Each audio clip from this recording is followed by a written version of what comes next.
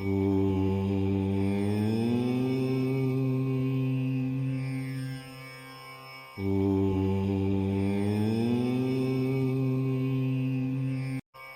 के अनुसार भगवान शंकर के दोनों पुत्रों में आपस में इस बात पर विवाद उत्पन्न हो गया कि पहले किसका विवाह होगा।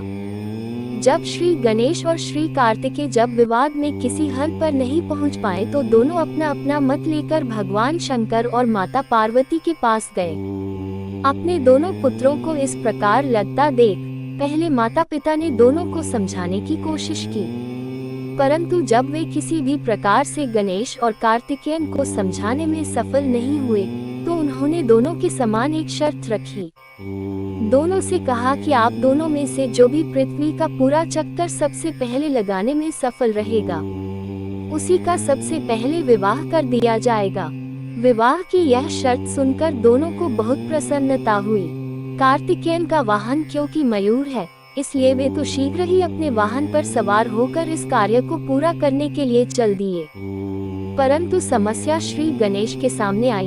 उनका वाहन मूषक है और मूषक मंद गति जीव है। अपने वाहन की गति का विचार आते ही श्री गणेश समझ गए कि वे इस प्रतियोगिता में इस वाहन से नहीं जीत सकते। श्री गणेश है चतुर बुद्धि, तभी तो उन्हें बुद्धि का देव स्थान प्राप्त है। बस उन्होंने क्या किया, उन्होंने प्रतियोगिता जीतने का एक मध्यम मार्ग निकाला और शास्त्रों का अनुसरण करते हुए अपने माता पिता की प्रदक्षिणा करनी प्रारंभ कर दी। शास्त्रों के अनुसार माता पिता भी पृथ्वी के समान होते हैं। माता पिता उनकी बुद्धि की चतुरता को समझ गए और उन्होंने भी श्री गणेश को कामना पूरी होने का आशीर्वाद दे दिया। शर्त के अनुसार श्री गणेश का विवाह सिद्धि और रिद्धि दोनों कन्याओं से कर दिया गया।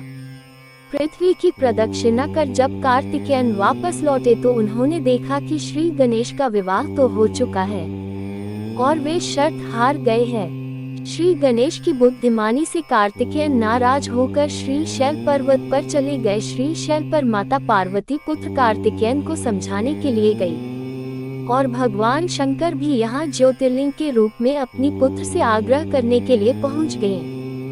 उसी समय से श्री शैल पर्वत पर मल्लिकार्जुन ज्योतिर्लिंग की स्थापना हुई और इस पर्वत पर शिव का पूजन करना पुण्यकारी हो गया। श्री मल्लिकार्जुन मंदिर निर्माण कथा। इस पौराणिक कथा के अलावा भी श्री मल्लिकार्जुन ज्योतिर्लिंग के संबंध में एक किंवदंती भी प्रसिद्ध है।